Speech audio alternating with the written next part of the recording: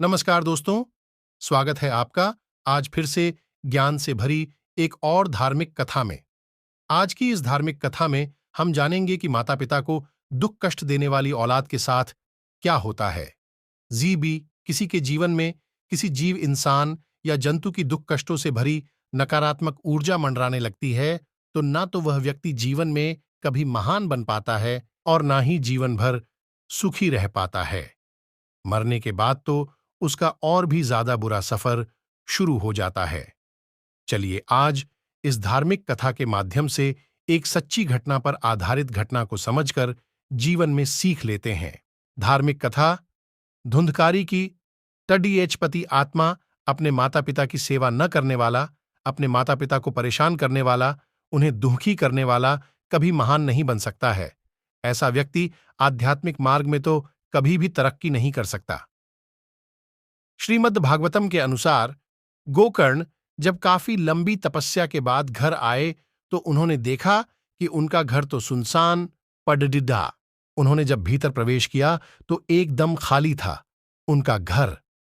किसी प्रकार से रात रुकने की व्यवस्था की। रात को बहुत डरावनी आवाजें उन्हें आने लगीं, जैसे अचानक कोई जंगली सुअर उनके कमरे के अंदर भागा आ रहा हो। फिर उल्लू व बिल्ली के रोने की आवाजें आने लगीं। गोकर्ण समझ गए कि यह क्या है। वे कड़ ढकती आवाज में बोले, कौन हो तुम? क्या बात है? गोकर्ण की कड़ी डी डी डी डिकली डी डी डी डिद्धती आवाज सुनकर अचानक रोने की आवाज आने लगी। कोई दिखाई नहीं दे रहा था, बस आवाजें ही आ रही थीं। तभी वो रोती हुई मनुष्य की आवाज बोली, भाई, मैं धुंधकारी हूं। मैं आपका भाई धुंधकारी। मैं बहुत कष्ट में हूं। मैं बहुत परेशान हूं। मुझे भूख लगती है। मैं कुछ खा नहीं सकता हूं। प्यास लगती है तो कुछ भी मैं पी नहीं पाता हूं। हालांकि मेरा शरीर नहीं है, किंतु मुझे ऐसा ही लगता रहता है जैसे मैं जल रहा हूं। हवा के थपेड़ों से मैं कभी इधर होता हूं तो कभी उधर। मैं एक स्थान पर टिक भी नहीं पाता हूं। मेरे भाई, मैं बहुत कष्ट में हूं। मैं एक प्रेत बन गया हूं। गोकर्ण जी कहते हैं, धुंधकारी, तुम प्रेत कैसे हो सकते हो? तुम्हारा तो गया तीर्थ में पिंडदान किया है। मैं धुंधकारी। मैंने पिताजी को इतना परेशान किया कि वे सह नहीं पाए और मेरी वजह से जंगलों में चले गए। उनके जाने के बाद मैं शराब के लिए, मीट इत्यादि खाने के लिए मां से पैसे लेता था। मां जब मना करती थी तो मैं मां को मारता था। मां मेरे अत्याचारों से, मेरे खराब व्यवहार से इतना दुखी हुई कि उसने कुएं में छलांग लगाकर आत्महत्या कर ली। भैया, जिसने अपने माता पिता को इतना कष्ट दिया हो, उसका पिंडदान से कल्याण कैसे हो सकता है? भैया, आप कुछ और उपाय सोचें। धुंधकारी का कैसे भला हो सकता है, उसके लिए गोकर्ण जी ने सूर्यदेव से सलाह की। सूर्यदेव जी ने कहा, गोकर्ण, भगवद भक्ति ही श्रीमद् भागवतम कथा अथवा श्री कृष्ण की कथा ही धुंधकारी का कल्याण कर सकते हैं। उसके उपरांत श्री गोकर्ण जी ने गांव के सभी लोगों को इकट्ठा कर विधि विधान से श्रीमद् भागवतम कथा का आयोजन किया। भगवान श्री कृष्ण की महिमा कीर्तन का आयोजन किया। वहीं पर एक बांस गाड़ दिया ताकि उसमें धुंधकारी रह सके। हवा के थपेड़ों की वजह से वो हरि कथा से वंचित न हो।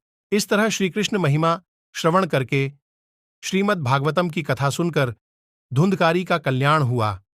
श्रीमद् भगवत गीता का मन से रसपान डी, अन्यथा उसने तो जीवन में इतने पाप किया थे कि उनसे मुक्त होना उसके लिए असंभव था।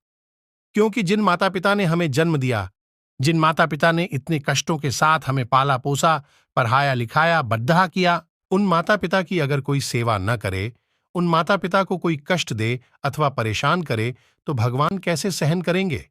स्वयं विचार करें।